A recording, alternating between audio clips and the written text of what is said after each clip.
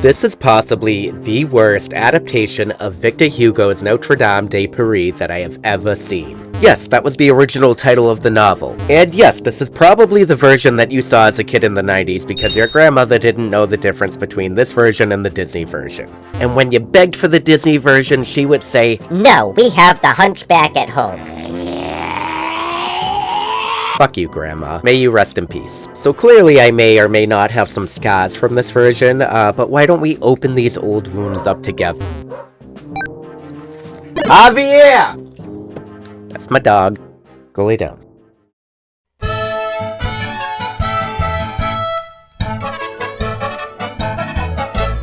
Welcome to Paris in spring. Oh god, it's Golden Films Pinocchio. Ooh la la. Oh no, it's even worse than Pinocchio. Kill them before they lay eggs. Sunny side up and oh, fucking shit. Is that Esmeralda? What are those horrible little things down by her feet? Tell them I hate them. Do this for free.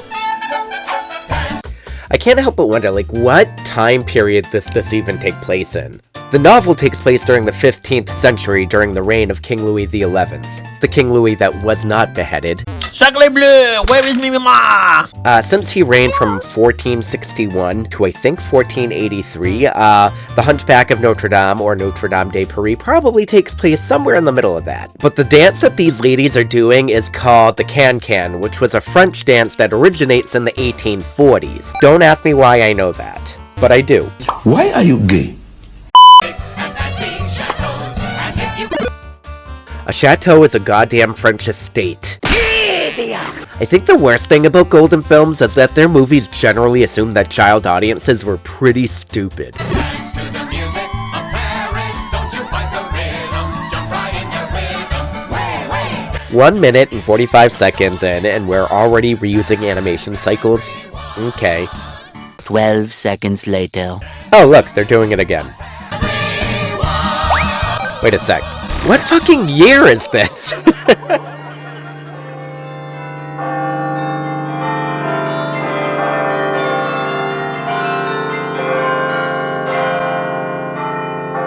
I ain't gonna lie, that girl had a big ass, though. Everybody say it with me. That ass. That ass. Okay, I obviously added this audio, but I'm not even kidding when I say this. These bats actually talk like that. The bats are in the belfry.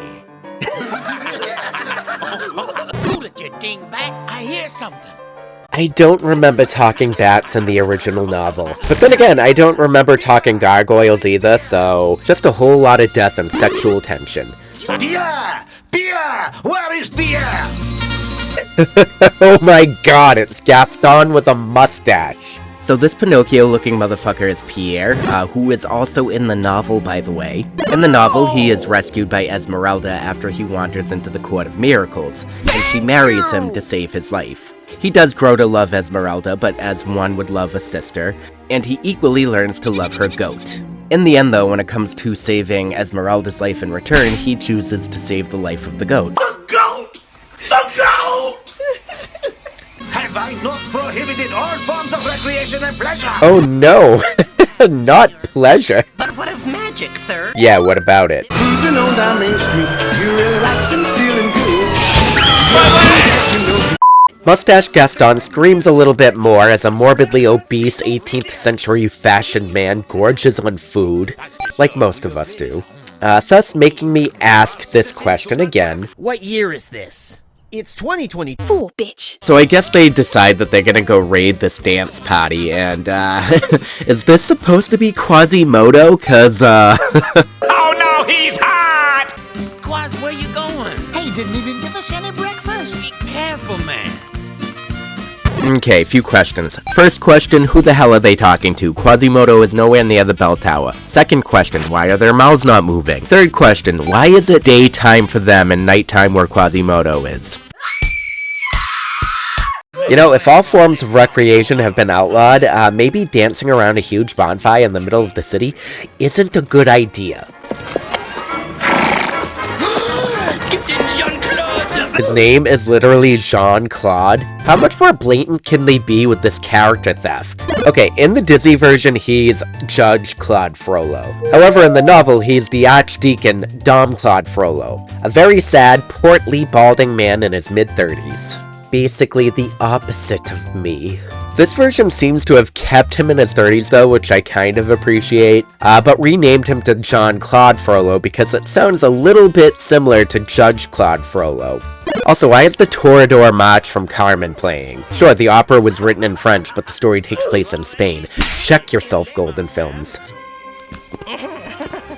Bruh.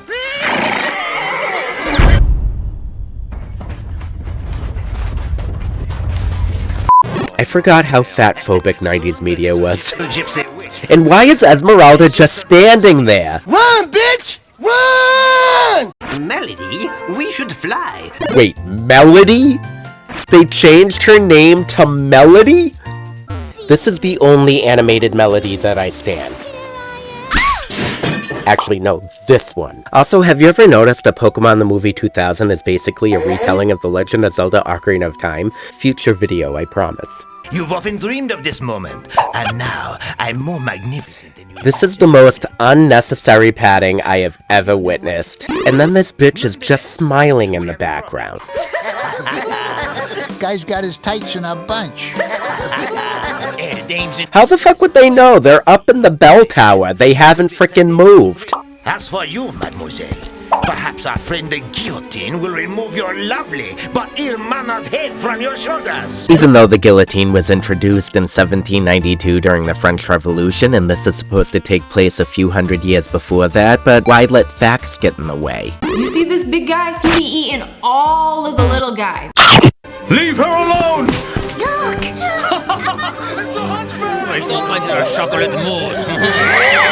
What the fuck is actually happening? Quickly, Mama, quickly! This is her mom? Wait until I tell you what happens to her in the novel. I said you must leave her alone. No, I will not have this. Quasimodo is either deaf, or he has the majestic voice of Tom Hulse, and I don't make the rules. Also, I'm pretty sure it was Quasimodo that kidnapped Esmeralda on Frollo's behalf in the book. Just saying. Why are there so many pointless instruments? Couldn't they have condensed this into just one, a superfluous character? No. The next time I see that girl, it will be the final day of her accursed life. Daddy, chill. Oh my. What is it, father? Oh, that's his dad? Okay. Frollo didn't have a daddy in the novel. The gypsies regroup at the base and talk about their years of oppression, while Melody smiles about the whole ordeal. I'm also just gonna point it out, these are the whitest Romani gypsies I have ever seen. Though in the novel, Esmeralda turned out to be a poor little white girl that the Romani stole as a child. So I'm kinda glad Disney, changed that part. Good on you, Disney. I finally agree with the creative decision you've made. They then go to great lengths to reuse dancing animation from the opening scene again, thus drawing attention to themselves only for Jean-Claude to attack. Fucking idiots. I guess all the Romanis are little people in this version too, that's a strange decision. All the Romani people scream exposition at Melody, informing her that she'll be safe at Notre Dame, as she just stands there and smiles at them. Go home, Roger! I'm afraid these ancient... Oh my god, shut the fuck up. used to be... They're escaping! They are! To Notre Dame! These are big steps. Boy, they sure are big steps. Wow. Come on. Help! The door is heavy. I swear to god, these things are so fucking pointless. Why are they pulling when there's a giant push sign? Check it out, dingbats. There's a girl outside. She looks like she's in trouble. Well, let's let her in. Yeah. How though? Captain, never say never. Hey, there's some bad guys outside. Yeah, let's let them in too. Not. Sacre bleu! She got away! Yeah, God forbid you try another door considering Notre Dame Cathedral has 3 other portals. Uh-oh, Melody's stupid mom is casually walking onto the scene.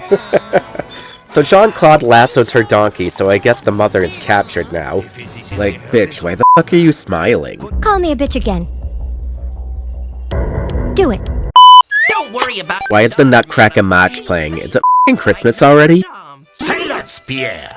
The only person in there is Quasimodo, and he just looks scary. I told you, we do not speak of the monster! Really, sir? Your own brother. Brother? They're brothers? Brother, what's that? What's that, brother? Okay, I'm just gonna get this out of the way, but Melody's mole f***ing bothers me. Who was that, Click? I don't know, Click. Nor I. That wasn't me. Also, these instruments never stop talking. I'm sorry if I'm dropping the F-bomb so much, but it really bothers me. You probably have no idea, but I literally just cut 5 minutes of non-stop banter just so you wouldn't have to listen to it. And if it wasn't bad enough listening to them banter with the bats about going up the stairs, we then have to listen to them banter about going up the stairs as they go up the stairs. So do you think I'm gonna subject you to this? Oh yeah. Oh yeah, 100%. Just a small snippet though. My strings! Oh, they are a-trembling! My bow! Oh, she is a-breaking! I can't take another step! Here I go. My God. Quasimodo? There he is. He looks like such a nice fellow. Hey, editing daddy here. I can't really find any information to confirm this, but I'm pretty sure that the accordion is voiced by none other than Charles Martinet, who's famously associated with voicing both Mario and Luigi since 1996. Why do I think this? Well, as it turns out, Charles Martinet was actually pretty heavily involved in a lot of these Golden Films movies, and I'm not sure we should quite forgive that. Nah, I'm only kidding, I love him. Go ahead, laugh. I know how I look. I'm a monster. Oh no, he's hot! I made these for you. The loveliest person I've ever seen. Everything comes to life around you, Melody. Are they gonna start singing? I bet they're gonna start singing.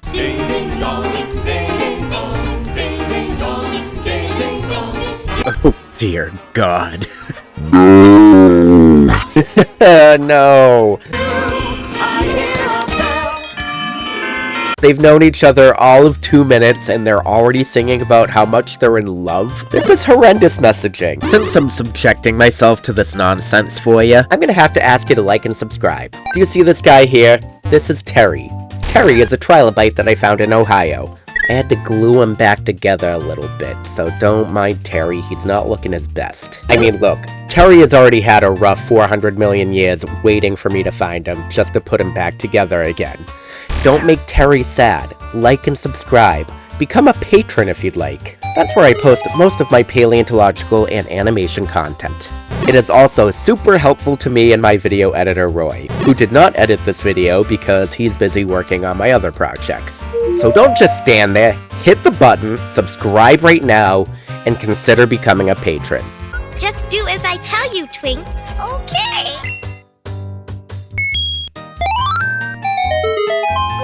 So after that useless song, Melody is lured outside by her mother's donkey, where we find out that Melody can also speak donkey. Jean-Claude has taken Mother. We have to find her.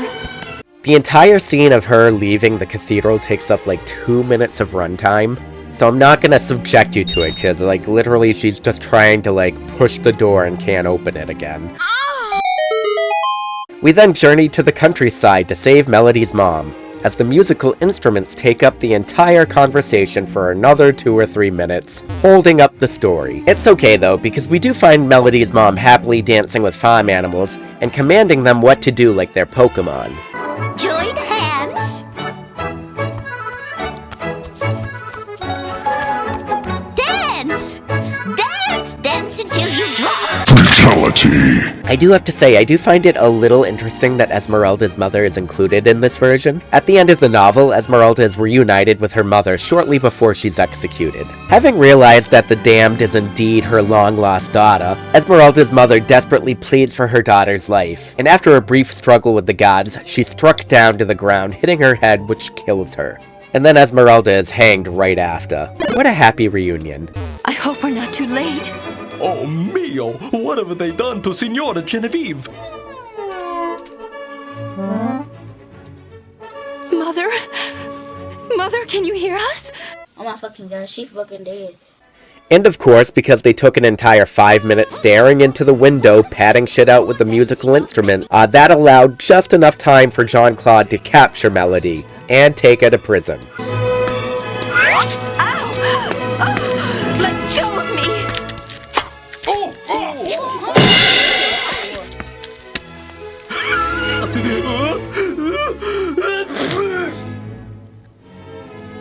Jesus Christ, shoot me. I won't hesitate, bitch!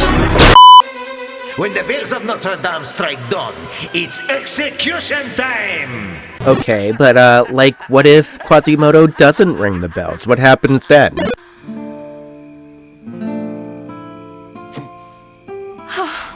Poor mother.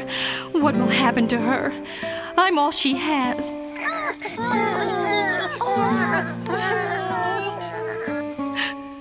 What the actual fuck was that?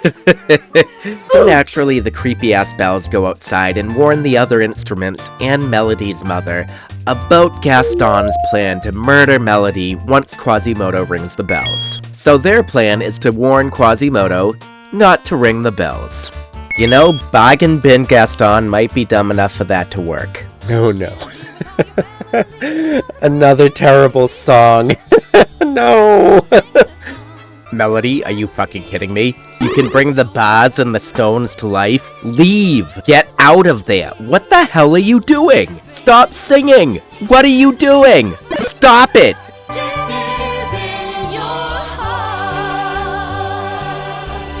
Oh my god, Melody, you fucking idiot. The cheese curds have traveled from her vagina into her brain and she can't think. I guess instead of hanging her like in the novel or the guillotine like Jean-Claude threatened, they're just gonna whack her head off with an axe, because that worked out really well for Mary Queen of Scots. I love how they're doing this as the Walmart version of Carmen's Habanera plays in the background. And of course, Melody's bored with being alive anyway. The instruments finally inform Quasimodo not to ring the bells, as Jean-Claude of course impatiently waits for the bells to carry out the execution because he's a moron. And of course a bunch of shenanigans ensue, and I don't feel like commentating on it because it's really not important, so why don't we speed it up? Are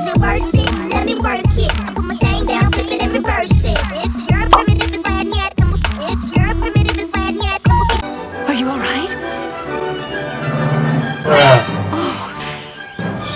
So handsome, you have beautiful eyes. Is that how you see me? It is how you are. Perhaps if you see me as handsome, then perhaps I am. Mm-hmm. Just perhaps my looks really don't matter anymore. What? What the fuck? Kim Kardashian! Are you fucking kidding me? He was hot the entire time. Oh! I hate this so much. He literally, all he did was whip his hair back and become handsome. Like, I really don't understand this ending whatsoever. In the original novel, both Esmeralda and Quasimodo die. They don't end up together. Well, not romantically anyway. When Esmeralda's body is thrown into a ditch, Quasimodo throws his body over her and then starves to death. And then archaeologists find their bones many, many years later, only for their bones to dissolve into dust. So, together forever. Kim Kardashian!